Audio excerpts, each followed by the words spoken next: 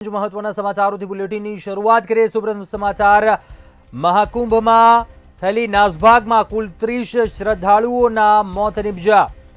DIG વૈભવ કૃષ્ણએ આ દુર્ઘટના અંગે માહિતી આપી, જે આંકડો છે 30 શ્રદ્ધાળુઓના મૃત્યુ થયા છે, જેમાંથી 25 મૃતકોની ઓળખ કરવામાં આવી છે, જ્યારે હાલ 90 લોકો હોસ્પિટલમાં સારવાર માટે દાખલ છે। 90 લોકોની સારવાર ચાલી રહી છે, જ્યારે કરુણ બાબત ગુજરાતના એક શ્રદ્ધાળુનું મોત નિપજ્યું છે।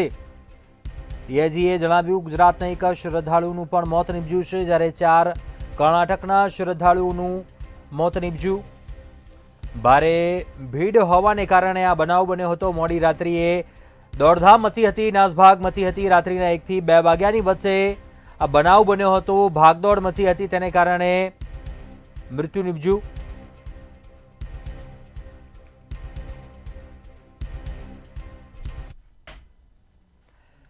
રાજ્યમાં હવામાન વિભાગ દ્વારા માવઠાની આગાહી કરવામાં આવી છે, જે પ્રમાણે ફેબ્રુઆરીની શરૂઆતમાં કમોસમી માવઠાનું સંકટ વર્તાઈ રહ્યું છે। 2 અને 3 ફેબ્રુઆરીએ વેસ્ટર્ન ડિસ્ટર્બન્સની અસરથી માવઠાની શક્યતા છે। તો 2 ફેબ્રુઆરીએ અમરેલી, ભાવનગર, નવસારીમાં માવઠાનું અનુમાન છે। સાથે 3 ફેબ્રુઆરીએ અરવલ્લી, મહીસાગર, દાહોદમાં માવઠાનું અનુમાન લગાવાઈ રહ્યું છે।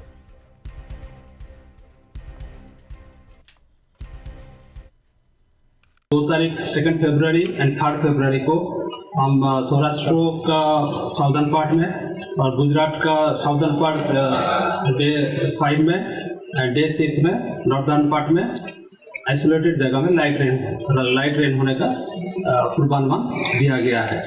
जो डिस्ट्रिक्ट इसमें आ रहा है, जो 2 फरवरी अमरेली, भावनगर, सौराष्ट्र में, एंड जो साउदर्न गुजरात रीजन में आ रहा है नवसारी, वलसाड, दमन एंड दादरा नगर हवेली। રાજ્યના કેટલાક જિલ્લાઓમાં ગેરકાયદેસર રીતે સરકારી જમીન પર કરાયેલા દબાણો દૂર કરવાની કામગીરી તંત્ર દ્વારા યુદ્ધના ધોરણે કરવામાં આવી રહી છે।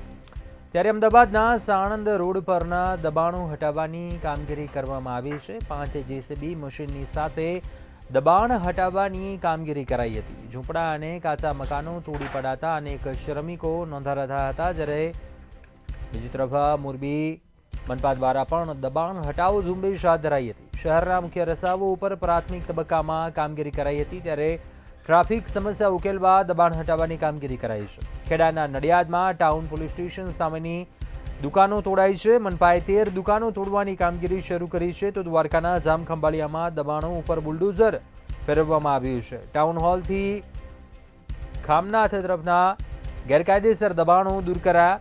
ગીર ગઢડામાં બોડીદરથી કોડીનારના પાપણી રોડ પરના દબાણો પર બુલડોઝર ફરી વળ્યું હતું।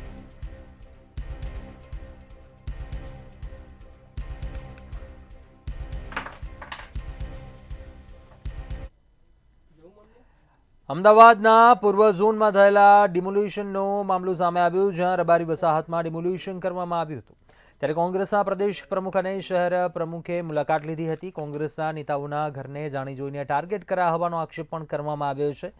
સુપ્રીમ કોર્ટને પણ આ મામલે કુદરતી ન્યાયના સિદ્ધાંતનું પાલન કરવાનું કહેવામાં આવ્યું છે। તેમજ મુખ્યમંત્રી ડિમોલિશન જગ્યાની મુલાકાત લઈને ડિમોલિશનનું વળતર આપે તેવી માંગ કરવામાં આવી રહી છે।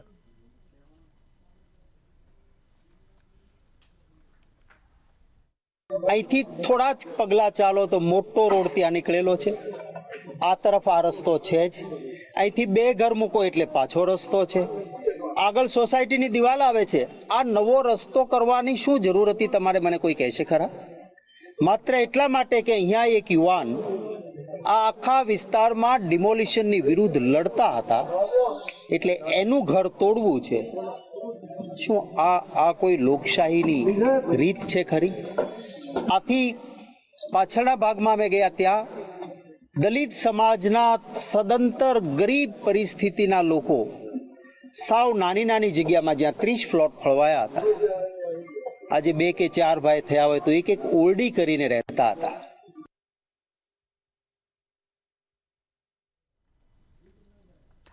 અમદાવાદના જમાલપુરમાં કાચની મસ્જિદ પાસે ડિમોલિશનનો મામલો સામે આવ્યો. એએમસી લીગલ કમિટી ચેરમેન પ્રકાશ ગુર્જરે દાવો કર્યો છે. ડિમોલિશન કરાયેલ જગ્યા ફરી એએમસીને સોંપી દેવામાં આવે તેવી માંગ કરી છે, તો ખાલી જગ્યા પર મસ્જિદ ટ્રસ્ટ ફરી સ્કૂલ બનાવી આપે તેવી માંગ કરી છે. સિટી સિવિલ કોર્ટમાં એએમસીએ દાવો દાખલ કર્યો હતો.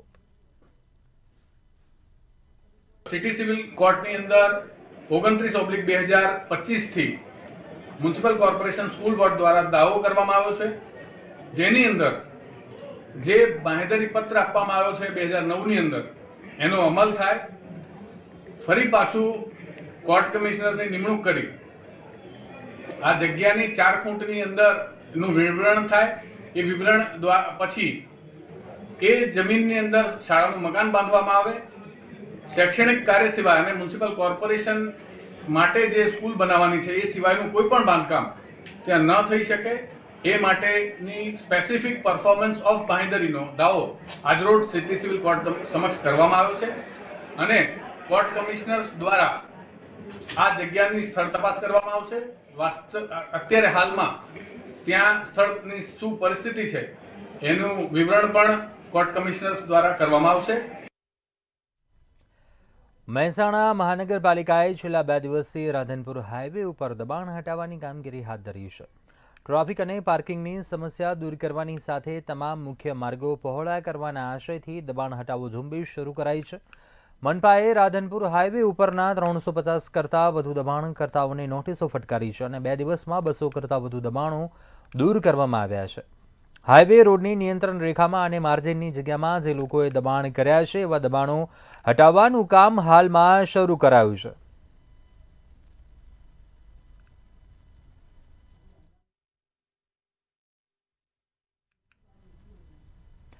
મહેસાણામાં હોમિયોપેથી કોલેજ હોસ્ટેલમાં વિદ્યાર્થીની આપઘાત કરી લેતા ચકચાર મચી ગઈ. શહેરના બાસા નજીક આવેલ મર્ચન્ટ કોલેજમાં આ બનાવ બન્યા હોવાનું સામે આવ્યું કે જેમાં ગર્લ્સ હોસ્ટેલમાં 19 વર્ષીય ઉર્વશી શ્રીમાળી નામની વિદ્યાર્થીનીએ આત્મહત્યા કર્યા હોવાનું સામે આવ્યું છે. પોલીસે ઘટના સ્થળે પહોંચીને વધુ તપાસ હાથ ધરી છે.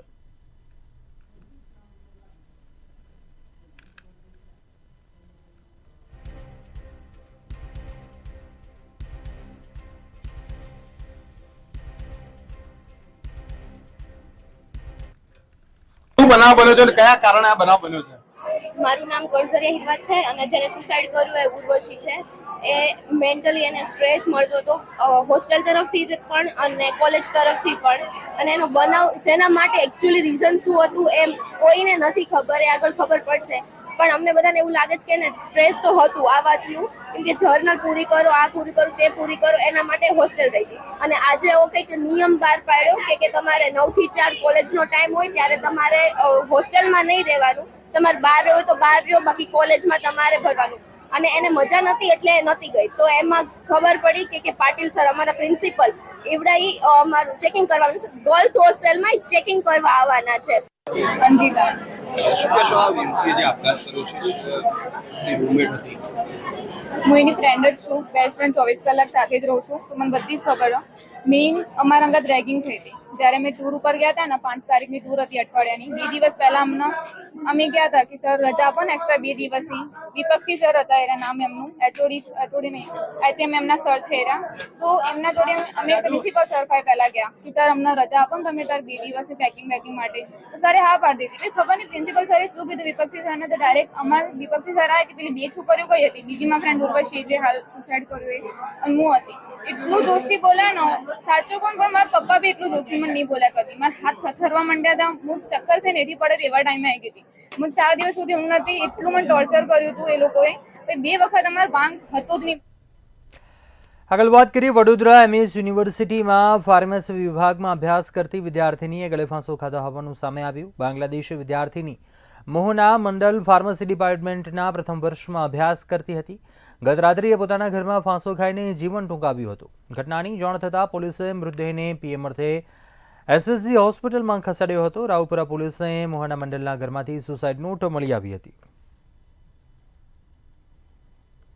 આ છોકરી છે એ એમએસ યુનિવર્સિટીના ફાર્મસીના ફર્સ્ટ યરમાં અભ્યાસ કરતી હતી અને સપ્ટેમ્બરમાં તે બાંગ્લાદેશમાંથી ભારત આવેલ હતી અને એની એક્ઝામ આજે સવારે શરૂ થઈ હતી અને એક્ઝામમાં એ ગેરહાજર હતી. એની પાછળની જે યુવતી છે એ બી બાંગ્લાદેશી હતી, જેથી કરીને આ ગેરહાજર રહેલ હોય એણે પછી એ તપાસ કરેલ હતી અને એના બિલ્ડિંગ પર પહોંચતા ત્યાં તપાસ કરતા આ યુવતી છે મરણ ગયેલ હતી.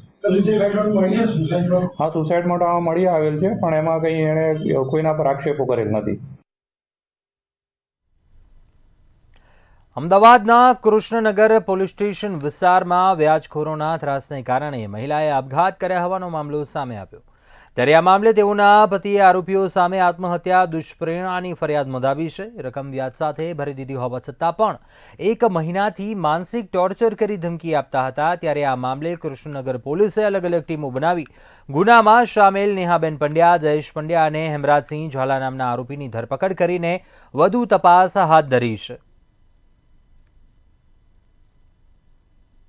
હસબન્ડે પોલીસ સ્ટેશનમાં ફરિયાદ આપી હતી, કારણ કે એમને એક સુસાઇડ નોટ લખેલી, જેમાં એમને અમુક 4 આરોપીઓ વિરુદ્ધમાં એમને જે છે એના નામ આપેલા, જેમાં નેહાબેન પંડ્યા, જયેશભાઈ પંડ્યા અને હેમરાજ રાજેન્દ્રસિંહ ઝાલા, જીગર પ્રભારી, આ 4 જણા વિરુદ્ધમાં ચારેના નામ લખી સુસાઇડ નોટમાં અને એ મળી ગયેલા. એ બાબતે પ્રકાશભાઈ એમના જે પતિ છે એમને કૃષ્ણનગર પોલીસ સ્ટેશન ફરિયાદ આપી, જ્યાં આધારે એમાંથી 3 આરોપીઓને આ કામે જે નેહાબેન અને જયેશભાઈ બે પતિ પત્ની અને હેમરાજ રાજેન્દ્રસિંહ ઝાલા એ 3 આરોપીઓની અટક કરી છે અને જીગર જે રબારી છે વિસનગરનો રહેવાસી એની તપાસ ચાલુ છે. અમદાવાદમાં શિક્ષણ જગતને લાંછન લગાવતી ઘટના સામે આવી, જેમાં ખોખરામાં પ્રોગ્રેસિવ એજ્યુકેશનના જિગ્નેશ ગોહિલ શિક્ષકે વિદ્યાર્થિનીને હવસનું શિકાર બનાવી દુષ્કર્મ આચર્યો હતો. દુષ્કર્મ આચરી અશ્લીલ ફોટા અને વિડીયો વાયરલ કરવાની ધમકી આપતા વિદ્યાર્થિનીએ પોલીસનો સંપર્ક કર્યો હતો. પોલીસે વિદ્યાર્થિનીની ફરિયાદને આધારે સંચાલકની સામે કાર્યવાહી કરી આરોપી જિગ્નેશ ગોહિલની ધરપકડ કરી વધુ તપાસ હાથ ધરી છે. યુવતીના કહેવા મુજબ એને વારંવાર આ જે આરોપી છે એ બ્લેકમેલ કરતો હતો કે ભાઈ તારા જે મારા પાસે ફોટા છે એ ફોટા હું બધા વાયરલ કરી દઈશ, સગા સંબંધીઓમાં મોકલી દઈશ અને તારે મારા જોડે લગ્ન કરવા પડશે. જો તું મારી જોડે લગ્ન નહીં કરે અથવા તું મને પૈસા નહીં આપે તો હું તને બદનામ કરી દઈશ. બાદમાં હકીકતે ઉપરોક્ત આ હકીકત પોલીસ સ્ટેશન આવી જણાવતા IPC 376(2) અને 506 મુજબ યુવતીની ફરિયાદ લીધેલી છે અને આરોપીને રાઉન્ડ અપ કરેલો છે અને અટક કરવાની અને આગળની તપાસ હાલમાં ચાલુમાં છે. ગુજરાતમાં જૂનાગઢ મહાનગરપાલિકા સહિત 66 નગરપાલિકા સહિત પંચાયતની પેટા ચૂંટણીની જાહેરાત કરવામાં આવી છે.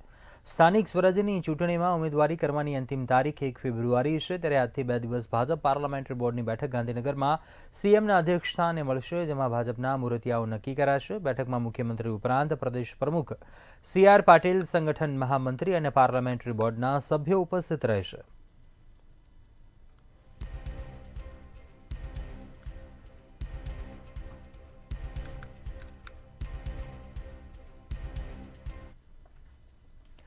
આગામી દિવસોમાં સ્થાનિક સ્વરાજ્યની ચૂંટણી યોજાવા જઈ રહી છે. ત્યારે જૂનાગઢના માંગરોળ નગરપાલિકાની ચૂંટણી માટે ગઠબંધન થયા હોવાનું સામે આવ્યું. ચૂંટણી પહેલા કોંગ્રેસ અને આમ આદમી પાર્ટીનું ગઠબંધન થયું છે. પાલિકાના 9 વોર્ડની 36 બેઠકો માટે ચૂંટણી યોજાશે. ત્યારે એક પાલિકાની 13 બેઠકો માટે આપ ચૂંટણી લડશે, જ્યારે 23 બેઠકમાં કોંગ્રેસ ચૂંટણી લડશે. ત્યારે રાજ્યમાં એકમાત્ર ચૂંટણી માટે કોંગ્રેસ આપનું ગઠબંધન થયા હોવાનું સામે આવ્યું છે. આમ આદમી પાર્ટી અને કોંગ્રેસ ગયા વખતે વિધાનસભાની ચૂંટણીઓમાં લડ્યા હતા, તેનો ખામિયાજો બેના મતનું વિભાજન થયું અને ભારતીય જનતા પાર્ટી જીતી ગઈ. એના માટે થઈને લોકોના હિત માટે થઈને આજે અમે બંને પક્ષો સાથે આવ્યા છે. બંને ગયા વખતે જે કોંગ્રેસનું શાસન હતું એમાં ભ્રષ્ટાચારના અનેક આક્ષેપો થયા છે, તો તેમ છતાં ગઠબંધન ગયા વખતે ભાજપ સાથે પણ એનું ગઠબંધન હતું. જે વાતો છે એ ખાલી ચર્ચાનો વિષય નથી, પણ મહત્વનું એ વસ્તુ છે કે વર્ષોથી કોંગ્રેસના શાસન ઉપર છે, છતાં પણ આમ આદમી પાર્ટીને એક નાનું ભાઈ ગણી અને પોતાનું જગ્યા આપી છે. આ તકે અમે કોંગ્રેસનો ખૂબ ખૂબ આભાર માનીએ છીએ. સરકારી નોકરી મેળવવા ઈચ્છુક ઉમેદવારો માટે મહત્વપૂર્ણ સમાચાર સામે આવ્યા છે. ગુજરાત પબ્લિક સર્વિસ કમિશને વર્ષ 2025નું કેલેન્ડર જાહેર કર્યું છે.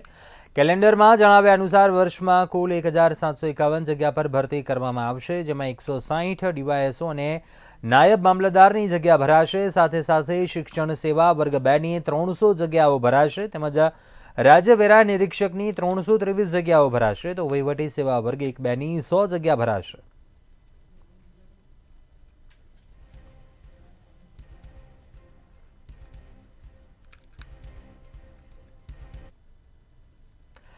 દાહોદમાં કોંગ્રેસ કમિટીના પ્રદેશ નેતાની કમિટીએ ભ્રષ્ટાચાર મામલે દેવગઢ બારિયાની મુલાકાત લીધી હતી. રાજ્યમંત્રી બચુ ખાબડના વિસ્તારમાં 100 કરોડના ભ્રષ્ટાચાર થયા હોવાના કોંગ્રેસ પક્ષે આક્ષેપ કર્યા.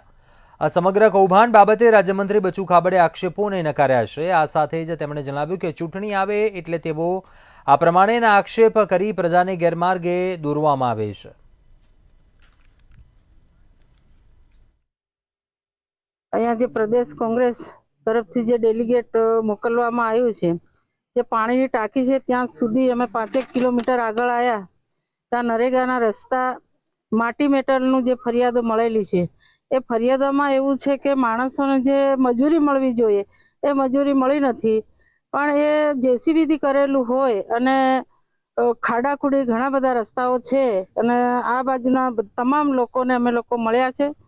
ત્યારે લોકોની માંગણી એવી છે કે અમારો રસ્તો માર્ગ મકાનને સોંપીને ડામર રસ્તો થવો જોઈએ, એ જ એમની માંગણી છે. અને જે આ કૌભાંડ થયું છે એની ઊંડે તપાસ થાય એવી મારી માંગણી છે. ચંદ્રિકાબેન બારિયા. કે અહીંયા રોડ થયા વગર આ લોકોના તૂટેલા રોડ છે ને ખાલી તકતીઓ મૂકીને એમને ફોટા પાડી લીધા છે અને ચૂકવણા થઈ ગયા છે. ગામ લોકોની માંગણી છે કે અહીંયા પાક્કો ડામર રોડ બનવો જોઈએ. વર્ષોથી મંત્રી અહીંયા મંત્રી છે, તો મારી પણ એ માંગણી છે કે આ જે બહેનો અહીંયાથી જે કોઈને સાફ કરડે, કોઈ ડિલિવરી વાળા હોય, કોઈ માંદે સાજે જાય તો 108 પણ ના જઈ શકે. અને એ 108માં જો ડિલિવરી વાળા પેશન્ટ લઈને જતા હોય તો રોડ સુધી જતા જતા એની સુવાવડ થઈ જાય કે સુવાવડ થઈ જાય એવી પરિસ્થિતિ છે. એટલે અમે માંગણી કરીએ છીએ કે અહીંયા રોડ થયા વગર જે ચૂકવણા થયા છે એ ના થવા જોઈએ અને એમને પાકો રોડ સિમેન્ટ ડામરનો આપવો જોઈએ. કોંગ્રેસ આક્ષેપો કરતી જ રહી છે. 2020માં પણ મારી સામે કોંગ્રેસના ઉમેદવારે પીએલએ દાખલ કરી હતી. 5 વર્ષ પછી એમાં ક્લીન ચીટ કોર્ટે હાઈકોર્ટે આપી હતી. 23માં પણ એની માગણી કરી હતી. ભ્રષ્ટાચાર માટેની કામો નથી થયા એની 100% ચકાસણી કરી. વિભાગે 7 વાર તપાસ કરાવી. સ્થળ પર તમામ કામો હતા ને આજે પણ છે. અન્ય મહત્વપૂર્ણ સમાચાર અમદાવાદથી સામે આવી રહ્યા છે. આપને જણાવી દઈએ, આગની ઘટના સામે આવી છે. વાંચ ગામમાં આગ લાગ્યા હોવાની ઘટના સામે આવી છે. ફટાકડાની ફેક્ટરીમાં આગ લાગ્યા હોવાની ઘટના. ન્યૂ ભારત ક્રેકર્સ નામની ફેક્ટરીમાં આગ લાગ્યા હોવાની ઘટના સામે આવી છે. ઘટનાની જાણ થતાં જ ફાયરની 4 ગાડીઓ ઘટના સ્થળે પહોંચી છે. આગ પર કાબુ મેળવવાના પ્રયાસો શરૂ કરવામાં આવ્યા છે. અમદાવાદના વાંચ ગામમાં જ્યાં આગ લાગ્યા હોવાની ઘટના સામે આવી. ફટાકડાની ફેક્ટરીમાં આગ લાગી. ઘટનાની જાણ ફાયરની ટીમને કરવામાં આવતા તાત્કાલિક ફાયરની ટીમ છે તે સ્થળ પર પહોંચી હતી અને આગ પર કાબુ મેળવવાના પ્રયાસો છે તે શરૂ કર્યા છે. ન્યૂ ભારત ક્રેકર્સ નામની ફેક્ટરીમાં આગ લાગી હતી.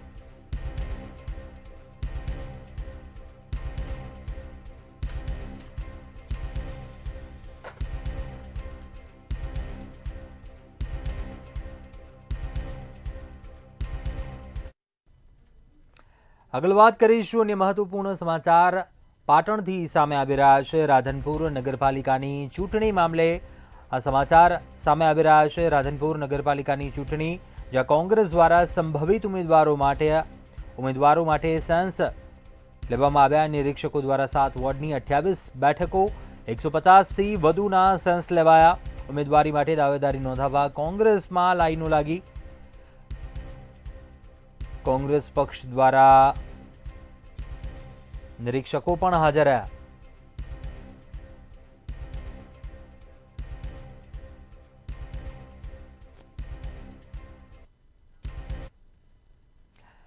આગળ વાત કરીએ, પાટનગર ગાંધીનગરમાં ઓનલાઈન છેતરપિંડીનો મામલો સામે આવ્યો. ઓનલાઈન છેતરપિંડી આચરતું મુંબઈથી કોલ સેન્ટરનું આખું નેટવર્ક ઝડપી પાડ્યું છે અને પર્દાફાશ કર્યો છે. અગાઉ દાખલ થયેલ ગુનાના એનાલિસિસને આધારે આ ભેદ ખુલ્યો છે.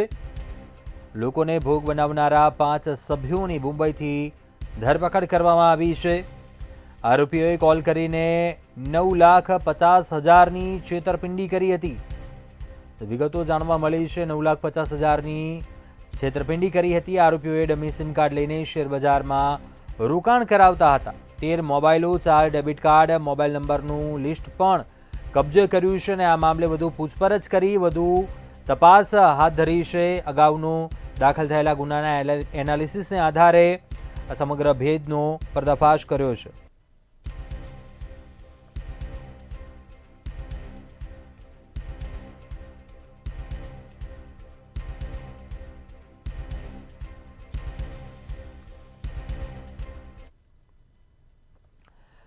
આગળ વાત કરીશું અને મહત્વપૂર્ણ સમાચાર પાટનગર ગાંધીનગરથી, જ્યાં ડિજિટલ હાજરીના નિર્ણયથી કર્મચારીઓમાં નારાજગી.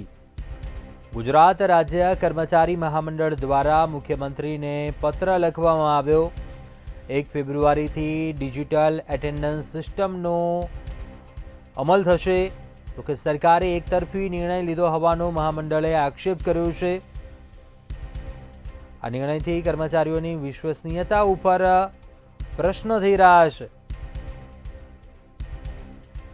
કર્મચારીઓની ગોપનીયતા ઉપર પણ અનેક સવાલ ઊભા થયા છે.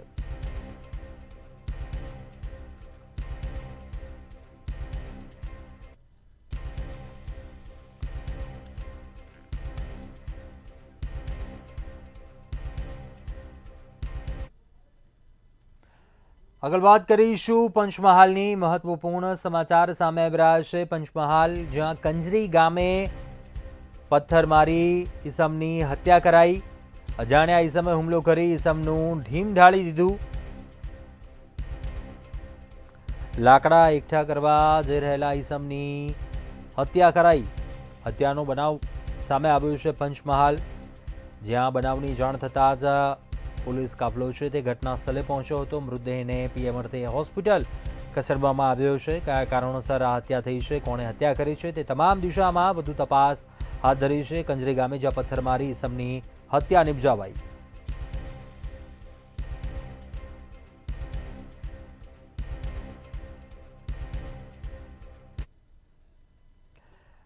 અમદાવાદ એસએમએસ હોસ્પિટલે, જ્યાં પૂજારી કિશોરગીરી ગોસ્વામીના મોત અંગે ખુલાસો કર્યો છે. હોસ્પિટલના ડોક્ટરે કહ્યું કે દર્દીને પગના ભાગમાં ગેંગ્રીન થયું હતું. પગની એન્જિયોપ્લાસ્ટી કરવામાં આવી હતી. હૃદયની કોઈ સારવાર કરવામાં આવી ન હતી. ઓપરેશનના 3 મહિના બાદ દર્દીનું મૃત્યુ થયું હતું, જ્યારે દર્દીના પરિવારજનોએ હોસ્પિટલ પર મોતનો આરોપ લગાવ્યો છે.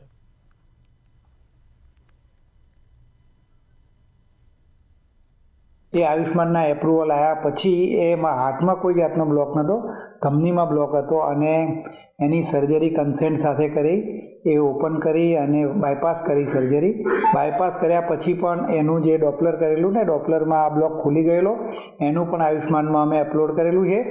અને આ ઓપરેશન કર્યા પછી રજા આપી દેવામાં આવેલી, અને રજા આપ્યા પછી એ ફોલોઅપમાં નથી આવ્યો. પણ એ જે મૃત્યુ થયું છે એ આ સર્જરી એના 3 મહિના પછી એના ગામ થયેલું છે. અમદાવાદ શહેરમાં વધુ એક ખ્યાતિ કાંડ જેવો જ કિસ્સો છે તે પ્રકાશમાં આવ્યો હતો. શહેરના ચાંદખેડા વિસ્તારમાં આવેલી એસએમએસ હોસ્પિટલમાં જે સપ્ટેમ્બર મહિનામાં જાસકાથી એક પૂજારી દર્દીનું જે પગનું ગેંગરીનનું ઓપરેશન કરવામાં આવ્યું હતું અને તેનું ઓપરેશન જે પીએમજેવાય એટલે કે આયુષ્યમાન કાર્ડ યોજના હેઠળ કરવામાં આવ્યું હતું. અને દર્દી પાસેથી હોસ્પિટલ પ્રશાસનના કહેવા પ્રમાણે 1,30,000 જેટલા રૂપિયા છે તે ઓપરેશનની સારવારના વસૂલવામાં આવ્યા હતા.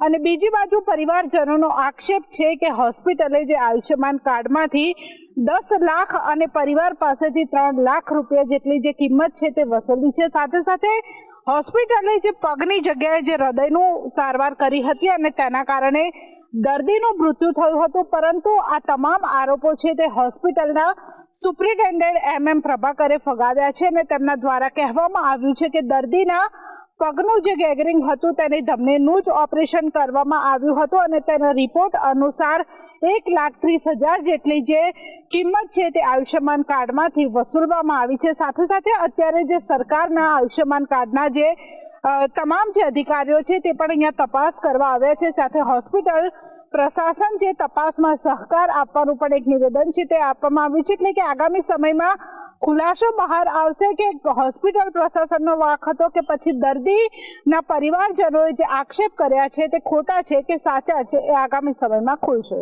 કેમેરા પર્સન ઓમ પટેલ સાથે કિંજલ બોરીસા, મંતવ્ય ન્યૂઝ, અમદાવાદ. આણંદમાં એક સાથે 29 ચંદુભાઈ મંગળભાઈ નામના ખેડૂતોની જમીનમાં અમદાવાદના વ્યક્તિએ વારસાઈ કરાવી હતી. પોતાના પિતાના ભળતા નામનો દુરુપયોગ કર્યો હતો. ગત સપ્ટેમ્બરમાં કલેક્ટર સમક્ષ કેસ ચાલતા મામલો સામે આવ્યો. ઊંડાણપૂર્વકની તપાસ બાદ સમગ્ર અપીલ કેસ મામલે કલેક્ટરે ચુકાદો આપ્યો હતો. તેમજ 29 ખેડૂતોની જમીનમાં પડેલ વારસાઈ નહીં ફેરફાર નોંધ અને હુકુમ રદ કરવાનો હુકુમ કર્યો હતો. ઘણા બધા સર્વે નંબર્સમાં જેમાં ચંદુ મંગલ નામનો ખાતેદાર તરીકે નામ હતા, આવા તમામ સર્વે નંબર્સમાં 2022 પહેલાં એક વ્યક્તિ તરફથી ઓનલાઈન વારસાઈ કરવામાં આવી હતી. પ્રાથમિક દ્રષ્ટિએ ભળતા નામનો દુરુપયોગ કરીને આ કામગીરી કરવામાં આવી છે આવું જણાય છે. અને જ્યારે 135Dની નોટિસ બજી ત્યારે તમામ ખાતેદારોને જાણ પડી કે ભાઈ આ વારસાઈ ખોટી રીતે થઈ છે, તો મામલતદાર કચેરીમાં વાંધો રજૂ કરીને આવી તમામ નોંધો નામંજૂર થયેલી હતી. પછી આરટીએસમાં અપીલ નાયબ કલેક્ટરના ત્યાં જે વ્યક્તિએ આ વારસાઈ કરાવવાનો પ્રયત્ન કર્યો હતો, અમારા શ્રી ચંદુભાઈ મંગળભાઈ પટેલ વડોદ, એમના ભળતા નામનો ઉપયોગ કરી એ હયાત હોવા છતાં મરણ જાહેર કરી ખોટું પેઢીનામું બનાવી અને વારસાઈ કરેલી છે. અમારા અસીલે 2002માં વેચાણ દસ્તાવેજથી જમીન ખરીદેલી છે. આ જમીનમાં ખોટી વારસાઈ કરેલી છે અને એ બાબતે સાહેબે આજે ઓર્ડર કર્યો છે અને આગળ ફોજદારી રાહે કાર્યવાહી કરવાના છે. કુલ કેટલા ચંદુ મંગળ આજે અહીંયા કચેરીમાં ઉપસ્થિત હતા? ટોટલ 24 થી 27 છે, 29 છે. અને એ બાદ કાલે આવેદનપત્ર આપવાના છે અને એમની સામે ફોજદારી રાહે કાર્યવાહી કરવાના છે. અત્યારે હાલ સમાચારોમાં બસ આટલું. વધુ સમાચાર માટે જોતા રહો મંતવ્ય ન્યૂઝ. નમસ્કાર.